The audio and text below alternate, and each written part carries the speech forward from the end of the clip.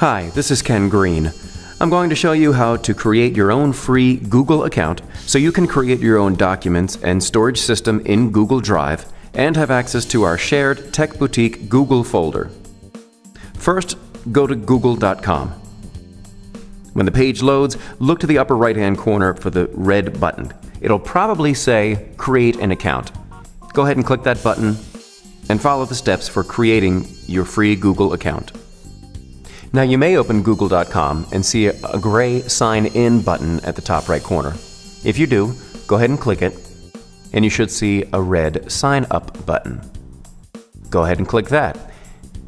And now begin creating your free Google account. Your mobile phone number is optional. Read this information and decide if you want to enter it. You can also enter your current email address.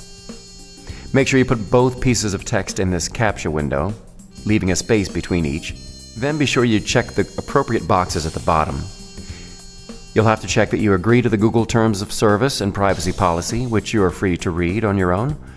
The second box, you may want to leave unchecked for now. Read more about the personalization options. You could always come back and add that later.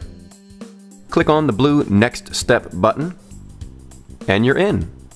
Congratulations! You've successfully created your own Google account. And now you're ready to search, create, and collaborate across lots of Google products. Here's where you'll see your new email address that you just created, which means that you can begin using Gmail if you choose to do so. Click on the blue Get Started button and have a look at the upper left-hand corner of the screen. You'll see links to just a few of Google's popular resources, including YouTube, Maps, and of course, Drive.